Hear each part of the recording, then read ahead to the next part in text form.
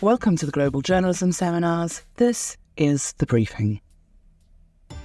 Fashion is a $2.5 trillion global industry, but with significant carbon emissions, water usage, and waste contributing to its ecological footprint, the environmental impact of what we wear is immense. With climate change an ever more pressing issue, the industry faces mounting pressure to reduce its environmental impact and adopt more sustainable practices. The State of Fashion 2024, an annual report compiled by the Business of Fashion and McKinsey & Co., asked executives to identify the biggest challenges and opportunities in the industry's year ahead. 12% cited sustainability as a principal opportunity for 2024. Another 12% named it as a top challenge. The report also found that 87% of fashion executives think sustainability regulations will impact their businesses in 2024. Our guest today is Sarah Kent, Chief Sustainability Correspondent at the Business of Fashion. Sarah has been at the forefront of reporting on how the fashion industry can reduce its carbon footprint and how climate change is reshaping the sector. She led the creation of the BOF Sustainability Index, a comprehensive tool for assessing the sustainability performance of major fashion companies. In this seminar, we'll discuss all of that, as well as the emergence of a new style of fashion journalism that's prepared to chronicle both the industry's changing inputs and outputs in response to climate change. That's the briefing. Let's begin. Welcome to our audience here. Welcome to Sarah Kent. Welcome to our online audience. This is a collaboration between the Reuters Institute for Journalism and the Oxford Climate Journalism Network, which is a part of the Reuters Institute, and the Said Business School. I want to start by saying a big thank you to Said to create this space for a conversation like this. I think many of you in the room are sort of in an incubation phase, if you will, and you're going to go on to become business leaders and entrepreneurs. And it's great that you're thinking about that with a sustainable lens. Someone just mentioned that they're not into journalism, but they're into fashion. Some are into journalism and maybe not into fashion. And maybe there are others who are into climate and not into either. So I'm hoping that within those three categories, we've got a Venn diagram going, and there should be enough to cover. Sarah, welcome. You're sort of a girl of the hood. You know Oxford well, but you're on this side of the conversation today, so it's great to have you. I think it would be very interesting for everyone to know a little bit more about what you and your organization do, because it's quite different, and how you approach fashion and fashion reporting. Right, so I work for a publication called The Business of Fashion, which is a trade publication focused on, well, it really does what it says on the tin. It's focused on covering everything to do with the business of fashion. And within that, I cover sustainability, which can cover the gamut of issues from climate, environmental impact, to labor, social impact, corporate governance issues. So it's a very broad topic. But we're a relatively new publication. We started in the last 15 years. Okay. And we're one of only quite a small number of places where I think you can go and get real business coverage of the fashion industry. There's a huge amount written about fashion in many, many different places. But a lot of it is really focused on the glitz, on the glamour, on the consumer side of things, which is great. But this is a multi-trillion-dollar industry that spans from, the stuff that's grown, raw materials, through manufacturing and processing, through the way we live, the way we shop, the way we buy. So there's a huge impact on business across the supply chain and people, and it deserves to be covered that way. And so that's what we do. Yeah. And just for context, as you mentioned, it's trillions of dollars, and there is a pretty clear climate impact here. Some of the data shared with the European Parliament points to, 10% in terms of global emissions? Is it there? Is it higher? It's probably lower. It's probably between the estimates range from 2 to 8%. 10 is at the higher range. Okay. Part of the problem is that the data is really rubbish. But it's substantial, and it's not that's the emissions impact. But the EU has been trying really hard to regulate the fashion industry more, and one of the reasons why is that in their analysis of climate impact writ large, it counts as one of the top 4 worst industries within the European Union. So it's very significant. Yeah. And you made an interesting foray into this particular space of journalism because you were coming in from reporting on oil and gas that might have slightly larger numbers. How did that happen? Yeah, it was a bit of a transition. I was an oil reporter for about 10 years with the Wall Street Journal, which was so interesting. I covered markets, I covered OPEC, I covered sort of big oil companies, so kind of did the whole spectrum of different ways you could cover the oil sector, and learned a huge amount. But I moved to cover fashion about 2019, and at the time I was based in Europe, and the ESG conversation was really heating up with investors in Europe at that time, and Shell and BP in particular were coming under a lot of pressure to start talking about how they were going to tackle their emissions, what plans they were going to put in place for climate transitions. And I found this really interesting and wanted to write more about it. But from a US perspective, the narrative was very different. Trump was in power.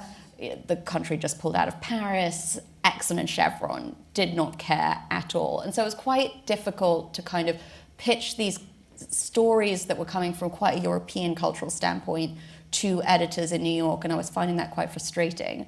And at the time, my first ever boss had moved to run the New York office of the Business of Fashion, and he sort of said, look, this is a big issue for our industry too. Come and write about it for us. And so I did. And I'm glad you did, because you went on to do really special things there. Let's just analyze for a bit, though, the point that you made earlier. The data is rubbish. What about, on a scale of 0 to 10, the quality or the amount of journalism that's actually looking at fashion as an industry or a business with a climate lens versus covering this from a lifestyle approach and the glossy HDSI from FT and all the other weekend treats? So there are really fantastic reporters out there who are covering this very closely. So the stories are there, but you have to dig a bit to find them. And far more often, you get a much glossier picture, even in the business publications. And maybe for every one sort of clear-eyed, sharp, analytical piece about this industry that you would find, you'll find 15 to 20 much frothier stories, even when they are addressing this topic. And if you search for fashion and sustainability, the likelihood is you'll find a sort of 5 top brands to buy if you want to shop sustainably before you'll find a more analytical piece about impact and business. Yeah. What do you say it would take to change that? Some of the feedback we get when we speak to journalists covering climate is that the problem is often at the top. There's not enough interest at editorial level to engage with more climate coverage, or at least to deepen climate understanding. When it comes to fashion, is it a problem in the newsroom, or is it a problem with the industry? I think that's quite a complex one to unpack, because there is a lot more coverage across all fashion-focused publications of sustainability, even through a consumer lens. And I think you've seen quite a few consumer-facing publications try to engage much more with this, largely because it's something that consumers are more engaged with. It's much more part of the cultural conversation, and you see people wanting to understand more about the way they shop and its impact. The problem is, how do you make that, how do you write these stories for a consumer who doesn't necessarily want to open up their glossy magazine to where they want to figure out what they want to wear today and read an essay on Scope 3 emissions. Yeah. And I think that's a real challenge to make this engaging and make people want to read about that. And I know I hear that from people who work in other newsrooms too. How do you make people click on the climate stories? It's really challenging. Yeah. Is that a problem that's more acute when it comes to talking about fast fashion? When I was sort of going into what we could discuss, I came across a really interesting description of fast fashion, which says essentially fast fashion helps sate deeply held desires amongst young consumers in the industrialized world for luxury fashion, even as it embodies unsustainability. There's a sort of a clear thread of shame that's being attached here, and I wonder if that works when you're trying to report on this. To look at the idea that it's a fast, cheap fashion that is the problem, and that the consumer is doing something wrong. Yeah. Yeah. I mean, I think it becomes a very political question very, very quickly. And not just political from the sense that, you know, consumers don't want to feel like they're doing something wrong, but you also geographically you very quickly get into questions of sort of why should it be that consumers in developing countries don't get to shop and you know, are being told that they should shop less when for decades those of us in Europe and the US have you know, bought as much as we wanted. But when it comes down to it, yeah, the consumer does have some responsibility, and if you want to think about the way you consume more responsibly, then one relatively easy step is being more conscious in the way you buy fashion and thinking before you buy if it's something you really need and if it's something you really wear. And I do think it's that simple. Just it's not about price point. It's not about what brand you're shopping. If you're buying it, are you going to wear it? Are you going to wear it for a long time? If the answer is yes, then I think as a consumer you've sort of been responsible. Made your peace with yeah. The bigger question then comes back to the brands and the way they operate and the way the whole industry works, which is based on trying to get people to buy as much as possible, as fast as possible, because that's how you maximize your revenue. Yeah. And maybe this is the tension that you were getting at. If you've got an industry putting sort of billions of dollars into persuading consumers to shop more, can they really be blamed for falling foul of that? And I think that's a very fair discussion. Yeah, and I think, I mean, I'm sure people are sort of aware of it and have read enough about it, but that's the very nature of fast fashion, right? You're not working with 2 seasons, you're working with much, much shorter cycles, much more sort of output, just throwing it at the consumer. And have you seen in the last 5 years enough pushback on that model? And you can say no. Well, I think it's interesting because, you know, the industry is not monolithic. So there is much more conversation now and even acknowledgement of the concept of degrowth, which I think in a lot of industries would be quite radical. But you can go into fashion forums and people will quite happily talk about the elephant in the room being that the industry needs to figure out a way to sort of keep making money without making more stuff. So that's one conversation happening. On the other hand, the most successful company in the industry at the moment is Shein, which has essentially taken this sort of fast fashion model to a new level and executed it faster, better, and more efficiently than anyone was doing it before.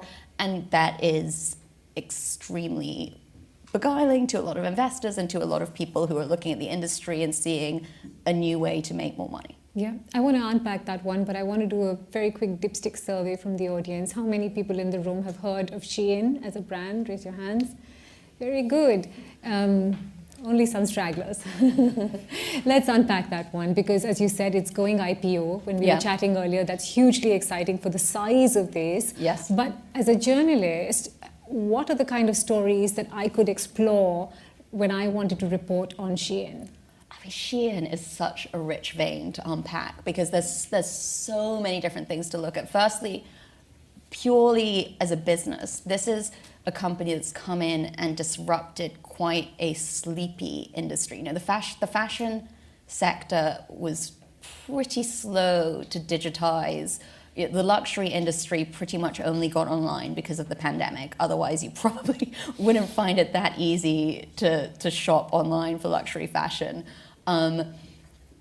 It has really lagged on the tech revolution, and Shein has come in with a very sophisticated digitized supply chain and shown the industry that it could operate so much more. Better is the wrong word because obviously it comes with negative impacts, but it could operate from a business perspective more efficiently than it is, and that is an evolution that Shein has really hammered home, and that is why it's eating the rest of the industry's lunch. It's also sort of really lent into this idea of gamified shopping, where if you go on, we were talking about this earlier too, if you go on to Shein, there's pop-ups everywhere, you know, there's always a sale, it's a countdown, you know, it's really It's 2 days to something. It's always 2 days to something. It's 2 days, and it taps into, you know, parts of your brain that makes you want to shop. It's incredibly effective. So from, you know, the mechanics of retail, it's a fascinating story. Then, you know, this is a company that started in China, now based in Singapore, doesn't sell anything in China, but has become the most downloaded app in the US. It, you know, is eating the lunch of sort of the biggest mass fashion companies in Europe and America, and is this completely, has done this very, very quickly. So that is also fascinating, and it's private. So although it's listing now, there's relatively little known about it, which means everyone wants to know more about it. And then there's the environmental and social impact, because the company produces in, you know, thousands of factories in Guangzhou. There's been lots of reports about these factories having excessive overtime. There's been links to cotton from Xinjiang. The company produces so much, its environmental impact is high. And so this raises lots of questions, is just as you're looking at this new model that it seems to be working really well to generate profit and revenue, on the other side you have these huge big issues being raised. So there's so much to unpack there. Yeah. Have you seen enough as well, and just for lack of a better term, in terms of the global south, global north divide while reporting on fashion, the fact that production is happening in one part of the world, consumption is until now largely happening in another side of the world. Are we talking about that enough or at all?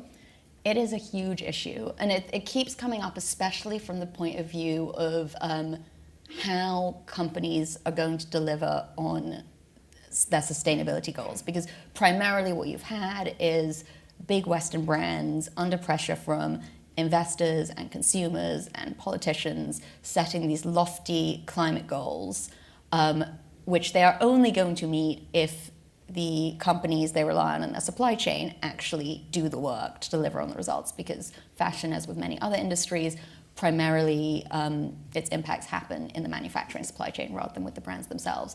And so the issue keeps coming up where brands will come and say, oh yeah, we want to deliver these emissions, but by the way, we're not going to pay higher prices for our clothes to be produced.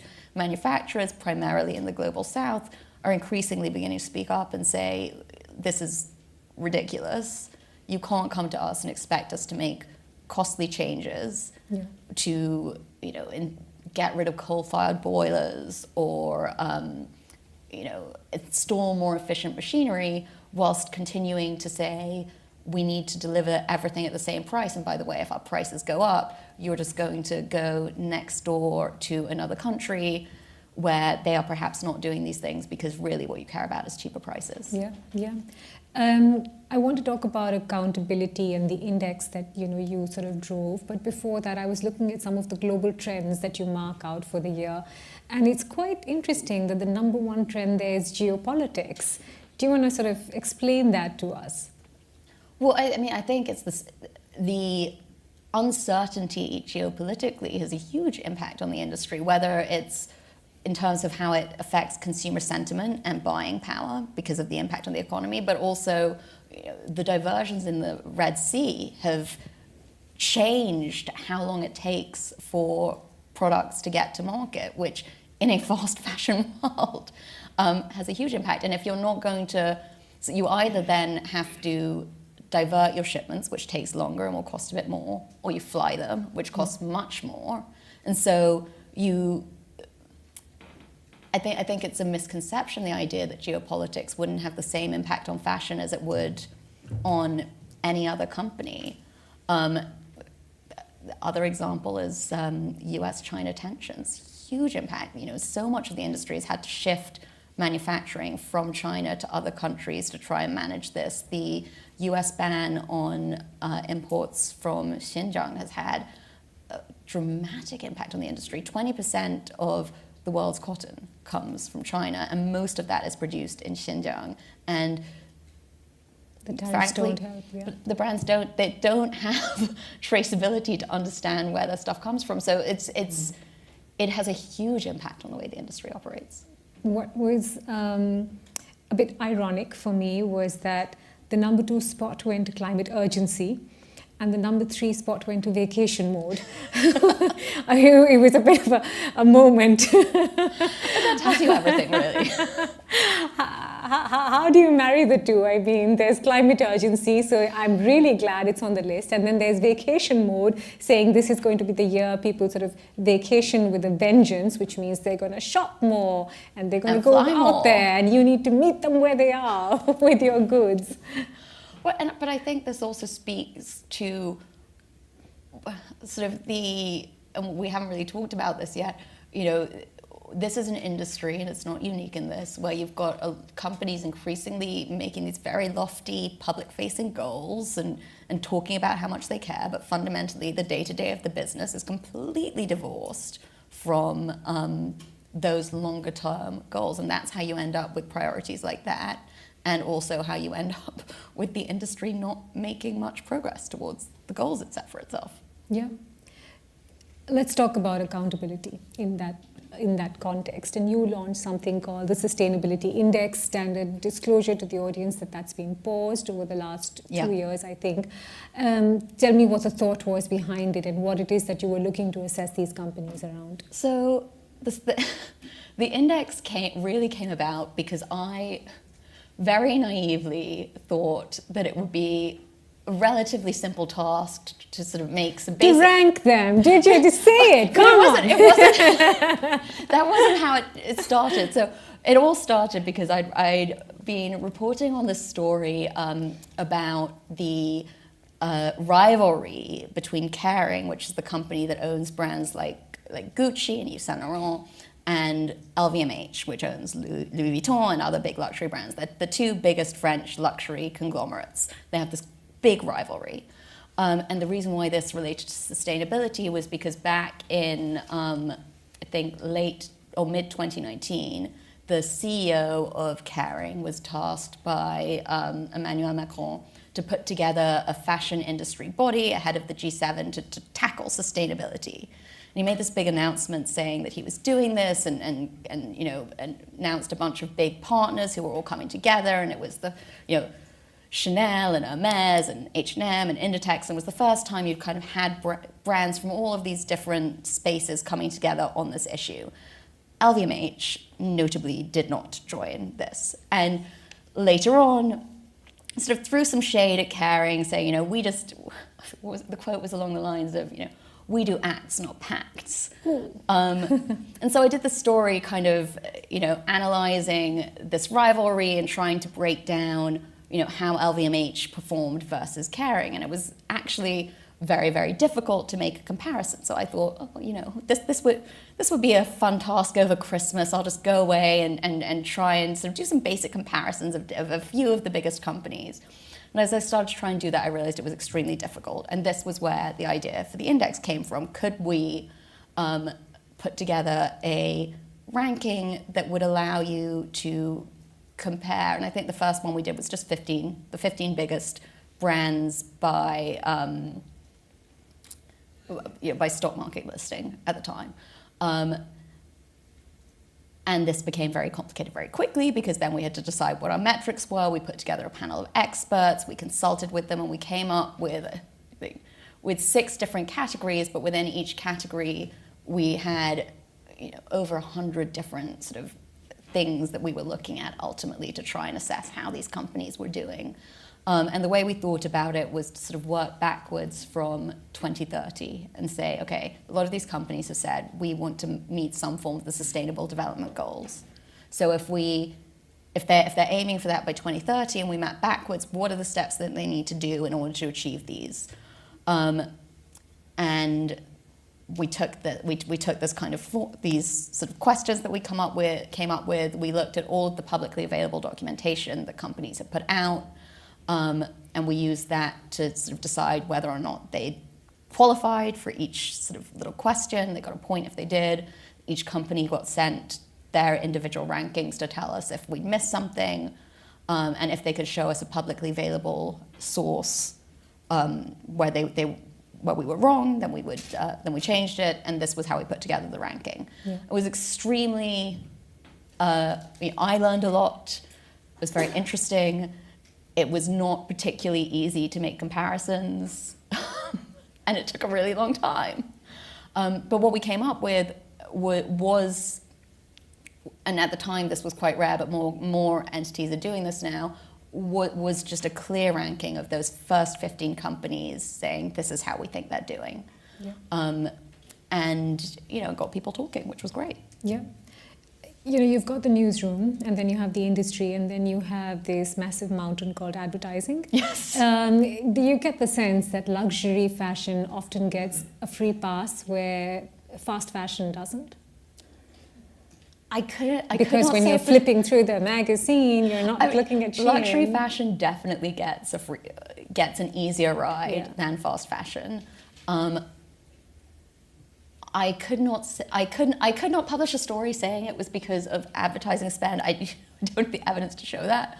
And I think it probably is more complex than that. I think that, you know, beyond advertising spend, the luxury industry has a very, very sophisticated way of talking about itself and tamping down on what otherwise might be critical voices. And part of that is that they just don't really engage with criticism of themselves.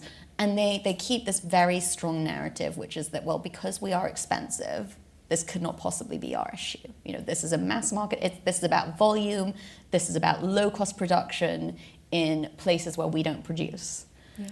And there are elements of that there are elements that are true to that, which is, you know, generally speaking, luxury brands do not produce as much stuff, and they do have more production in countries with stronger labor laws. However, they also spend the most money on advertising that is designed to get us all to shop more. They also, many of them now, are fundamentally fast fashion themselves. You know, there used to be 4 seasons. Now you've got 4 core seasons, plus a pre-season, plus a cruise season, plus random drops. They are capitalizing on this model too. Just because you produce in Italy does not mean that you produce ethically. Armani got into a lot of trouble earlier this year because its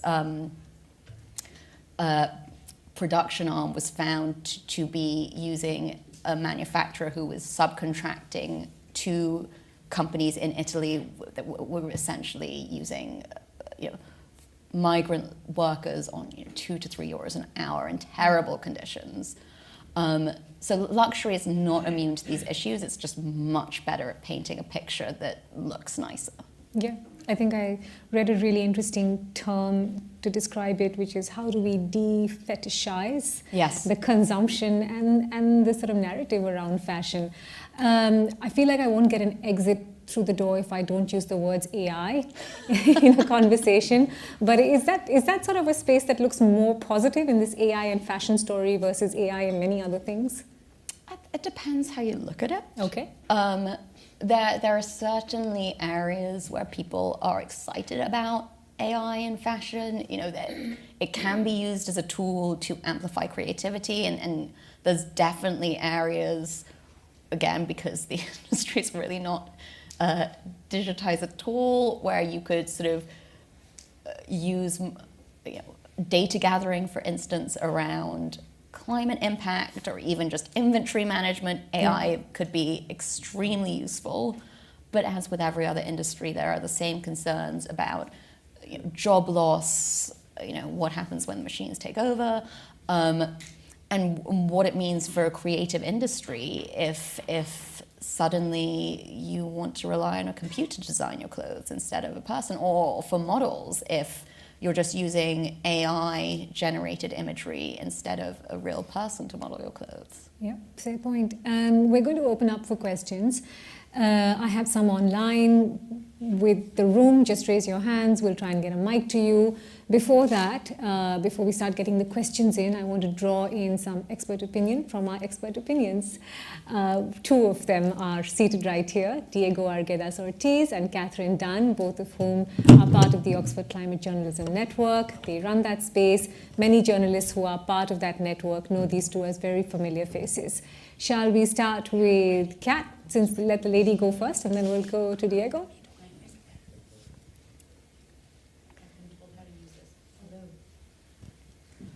I think another mic is reaching you. Hello? Should I just, okay. Yeah. Sorry, Very everyone, good. I'm not very good at the technology. Yeah, my response was just like, this is an amazing beat. Like, if you're going to be a business journalist, you've really got it all. You've got, geopolitics, you've got climate, you've got something consumers are interested in. And I think I did have a little question, if that's what I could use for my response time, which is, given the fact that also maybe, I think it's fair to say, and this isn't Sarah spicily saying it, but I think it's us saying it because we always look for fashion journalists to join the OCGen, is that there's not that much competition out there really for very serious business coverage of the fashion industry that also takes, I wouldn't say that. I mean, there's lots of great coverage out there for people who love fashion, but treating it as an industry and really holding the companies to account and really asking them good questions. So what is an area of climate and fashion journalism crossover that you think is criminally undercovered and you would like some more competition on this particular Is it area? cheating to say all of it? Yes, it is cheating. You have to pick one. Criminally undercovered. It is all of it. I think, and there has been fantastic work on this, particularly by one writer called Alden Wicker lately, but the chemical usage and impact does not get as much attention as it should, and I think that's partly because it's really hard to understand, and also there's so much debate still over what the chemical impacts are. But, for instance, until very recently, PFAS forever chemicals were all over our fashion. Anything waterproof probably has PFAS on it. Gore-Tex, that's all PFAS. And there's lots of other really nasty chemicals in the industry, and that does not get as much coverage as it should. Diego. Sarah, it's great to have you here. Just a plug, she's an alumni of the OCGN, and we're really happy to have you here, like in person. The OCGN is virtual. I am struck by the ability to transfer skills from like business journalism and like oil journalism, specifically to fashion. And I love that about climate journalism, how you can just take one part of where you're covering, like one beat, and say, okay, tomorrow I'll just take my skills and see the climate angle somewhere else. And this applies also the other way around, like Steph Spiro, who's used to be environmental editor at the Daily Mirror, I want to say. She's now the political correspondent over there. So it's like the other way around, went from like climate to politics. So I really love this idea of like, how do you move around beats? And I also have a question, which I think we haven't covered much, the impacts on the industry itself. And I know you've covered this, and you must know more about that than I do, and I want to hear on you. But seeing like what happened in South Asia and East Asia with heat recently, droughts, affects supply chain, like how are we thinking about impacts on the industry itself and how they are adapting to the changing climate, or not? They are not adapting. Just the water consumption, right? Just water consumption is huge, but I think it's really interesting because fashion is an incredibly short-term industry, and this is one of the big differences from oil, where you start a project that's going to be 5-10 year project. Fashion, it's a season, and the seasons are getting shorter, and so it's quite hard when you're planning for such short seasons to then think about long-term impacts and long-term planning, and so the climate impact is kind of going under the radar, but it's here and it's getting worse. I just did a story about the heat waves in Southeast Asia, and the impact on labor is huge. It's really hot in the factories. You're getting a lot worse heat stress, but also when it gets to sort of 45, 50 degrees, machines stop working. And you can't control the quality of fabric when you're trying to dye it. And productivity comes down. So this is not just a labor issue, this is a real economic issue, and it's just that you're getting these short, sharp shocks at the moment, which allows it kind of to fall under the radar. But as you get longer lasting, higher heat levels, that is going to become more acute. It's also having more impact further down the supply chain on cotton, where you see parts of Pakistan and India, for instance, where the regions where you can grow cotton are shrinking. But because that's a commodity and it's so fungible, again, it's not showing up in the industry in the way you might expect it to be. It's the same issue why, manufacturers are so anxious about making adaptations or mitigation steps that would cost more money, because the industry is just going to go somewhere else where they can get it for the same price or cheaper. And that's what's happening at the moment. Yeah, that's a great point. As is tradition, we will pivot to our journalists first. Let's see if there's any questions. Hagar, if we could get the mic to the lady with the scarf. And Hagar, if you could just say a word about where you're from, the publication you work with. It's on now, I think. Hi, can you hear me? No, it's muted. Hello, hi. My name is Hagar. I'm part of the journalism fellowship here at Oxford, and I'm a reporter for Israeli newspaper Haaretz. I wanted to ask if there is any specific piece of legislation that fashion companies or their lobbyists are particularly concerned about. Yes, lots of it. This is an industry that has been extremely underregulated because, it's fashion. Why would anyone pay attention to it? And that has changed over the last few years. So there's, first of all, the sort of basic climate regulation that the EU is bringing in, or is leading the way on, in terms of requiring more due diligence and disclosure of reporting that will hit the biggest fashion companies, as they're having to deal with that now. More other elements are requiring the industry to figure out supply chains much more. So, for instance, the EU Deforestation Act is going to hit leather and palm oil, which is more beauty, which is kind of adjacent. But companies are suddenly having to figure out where things come from in a way they really haven't before. The French have put in place pretty strict labeling laws for products now, which has got the industry a bit hot and bothered. But the biggest one that is in place already that has affected the industry is the US ban on goods from Xinjiang. Because the US is such a big market, they've impounded billions of dollars of products. And if your cargo gets seized, at best, that's a huge delay before it gets to the shop floor, and everything's moving so fast that delay probably means you can't sell at full price anymore. At worst, it gets tied up for ages, and then proving that your products don't have any links to Xinjiang is really hard. Could we get a mic to the gentleman, and then I'll come to you, Laura. Here and then there. Thank you. Hello. I think it's working. Thank you. My name is Osama. Yeah, it's a bit odd, right, Osama? We're literally sitting one arm away from each other. Okay. Just say it loudly. I think I can shout. It's okay. And my name is Osama. I'm from... Yeah, 1 second. Wait. Yeah. Okay, thank you. My name is Osama. I'm from Iraqi Kurdish. I'm working for the Kurdish news organization, Ruda Media Network. I think my question is about the bias. And the bias is, I think the world is not ready to see success from China. So you take TikTok, successful, let's ban it. 5G, let's ban it. Shein and Temu. And like almost every time there is a success coming from China, you would see this negative stories and this negative coverage of okay, what about the labor? What about the production, supply chain, and all these kind of questions. So I'm interested to see if you could tell if there is a bias from the newsroom, this Western-based newsrooms, and then when it comes to products, you're more likely to perhaps have a negative coverage. The question you asked about Shein, have you heard it? It's because of two reasons.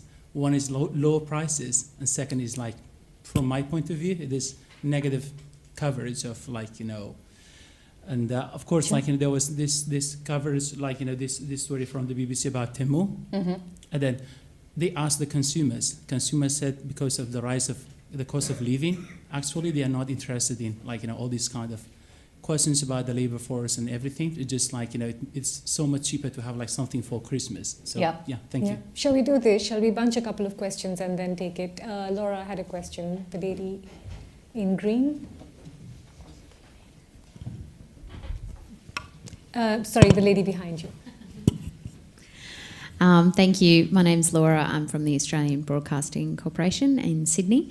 My question was about waste, and I guess from your reporting, what do you think is the biggest thing that either the industry can do or be regulated on, or whether that's more from the recyclers' end?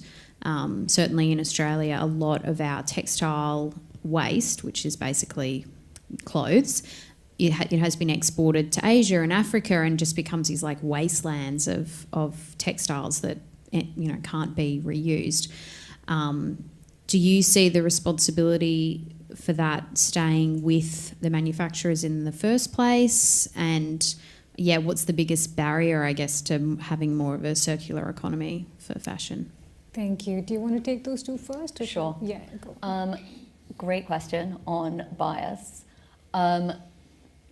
I think there is a bias against the coverage of Shein does paint it as a villain very often in a way that isn't very nuanced. I don't think that's just about the politics. I also think it is, you've got a company that is very cheap and very fast, and it's a very easy narrative to make it a poster child for everything that's bad about the industry.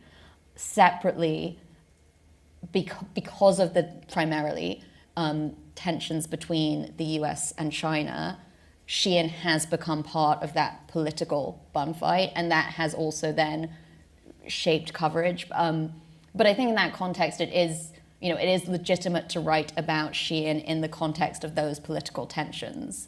And the questions around the company and its impact are also valid. So I think there's some complexity there. I think the company has been covered in too simplistic a way.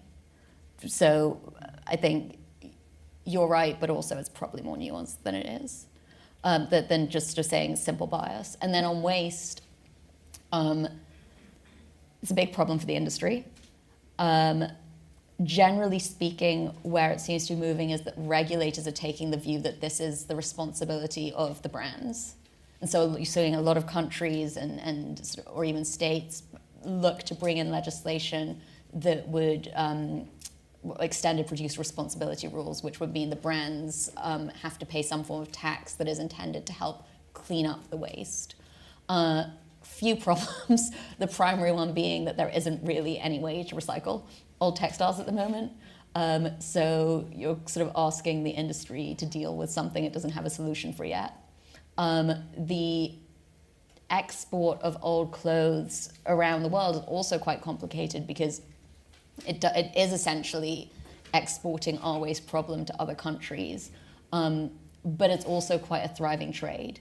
And so that there are whole economies that revolve around it, and different, you talk to different people of different perspectives on whether or not it's good or bad, depending on where they sit within those. Probably the biggest, what happens to clothes once they've been worn and used is one aspect of it.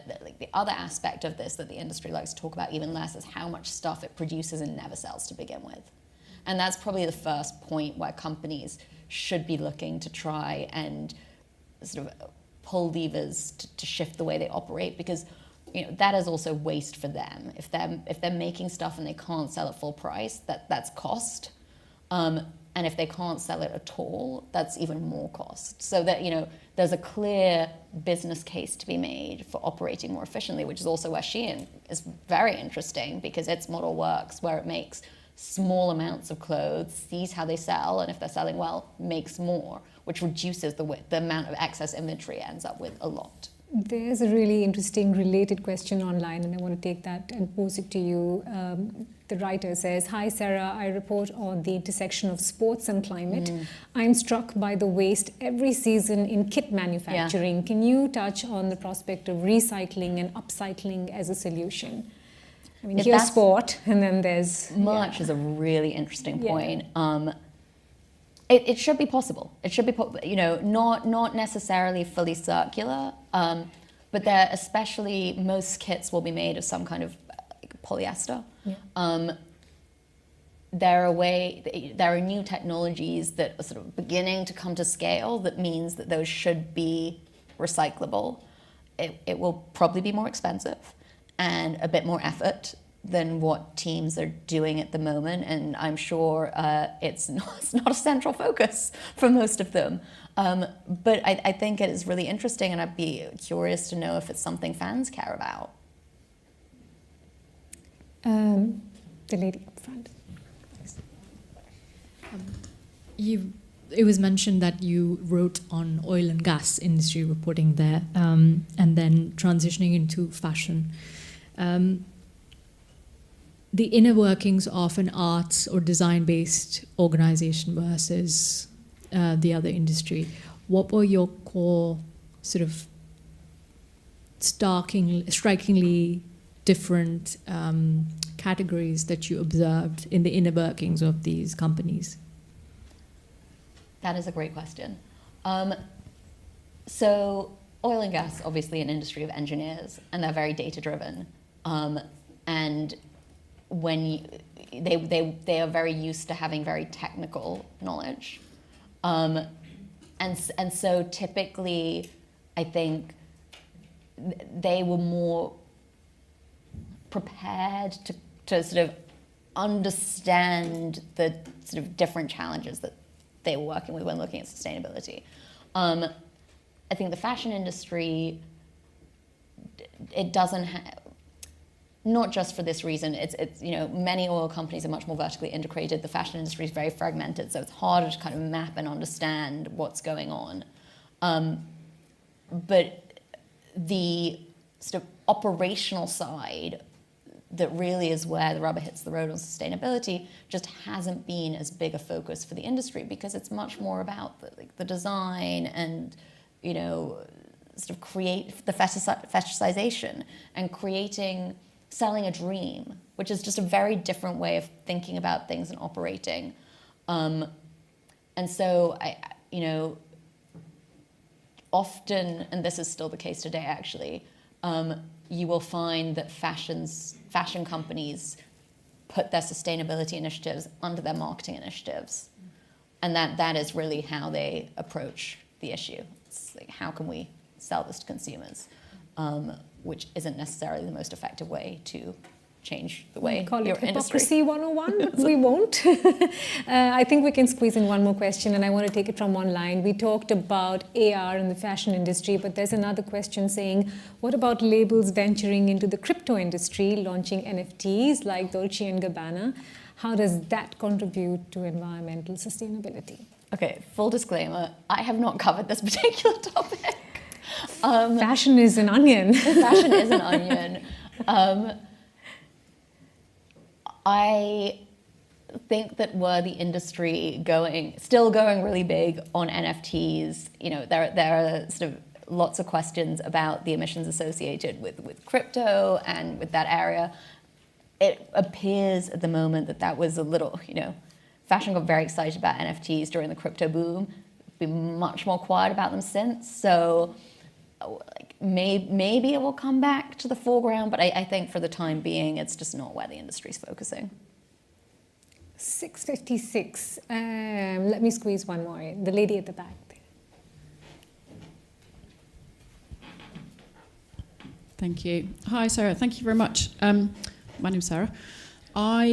I'm coming at it from the other side, I suppose. So I run a small underwear business based here in Oxford, and we are trying to be as sustainable as possible. So we tackle all of these challenges. There's a number in the fashion industry, and we're trying to do all of that. So we're organic, we're fair trade, we're regenerative, we're fully circular, we have a take-back model, and we donate pairs for every pair we sell. We're trying to grow and get awareness, and it's a bit of a question from you from the fashion side, and the business side. So we get a challenge saying, you're doing it, you're a B Corp, you're the highest scoring B Corp, but you're not a big enough brand to cover because we don't have that story behind it. And then we get the challenge on the business side saying you're not big enough. So we've got a degrowth model.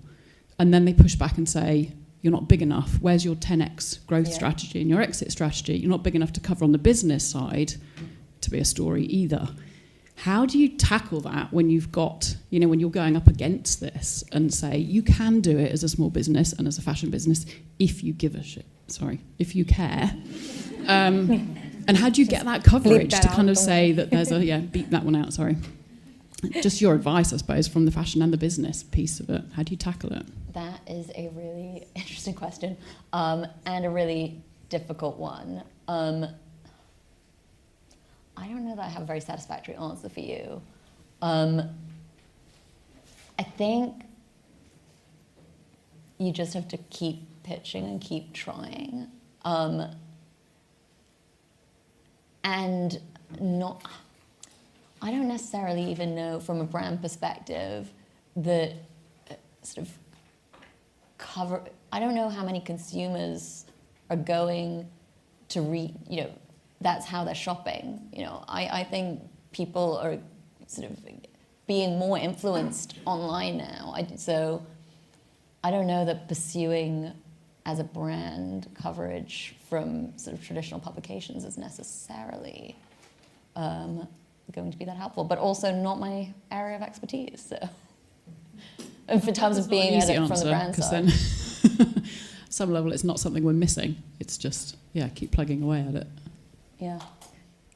I know we've got just a couple of minutes, but I want to corner them for myself. Is there a story that you'd like to share with the audience here and the audience online, something that you read or you wrote or came out, from your stable that you think was such a power moment for this is the kind of story that we should be talking about in fashion journalism and sustainable fashion and sort of all of it, just bringing it together? Oh, that is a big question. I'm trying to think what I've read recently. I don't want to give it. I think there is lots of really, really good journalism on this topic that is happening. You just have to dig for it. I'm trying to think of the one that I read most recently. Or something that you watched. I mean, it could be either. There are some really good documentaries. If you want to understand Shein, for instance, the BBC has done some really excellent documentaries. They also did one recently. It was pretty bleak on child labour in jasmine picking fields that are ending up in perfumes. So you find these, it's things that you really just would never think about, but actually, it's everywhere. There's issues everywhere, and it's so interesting and rich and depressing. But some of those documentaries are fantastic. I would highly recommend. Yeah, thank you. Sarah, it's been such a pleasure speaking with you. And can I say, I'm so glad that this conversation happened at the Said Business School. I don't think we'd get such an interesting mix from sort of entrepreneurs themselves and journalists and people interested in climate. A very warm round of applause, please, for our guest this evening. Thanks again. For those in the room, we can gather outside, and I'm sure you have more questions to Sarah, which you can pose to her. Thank you for joining in today.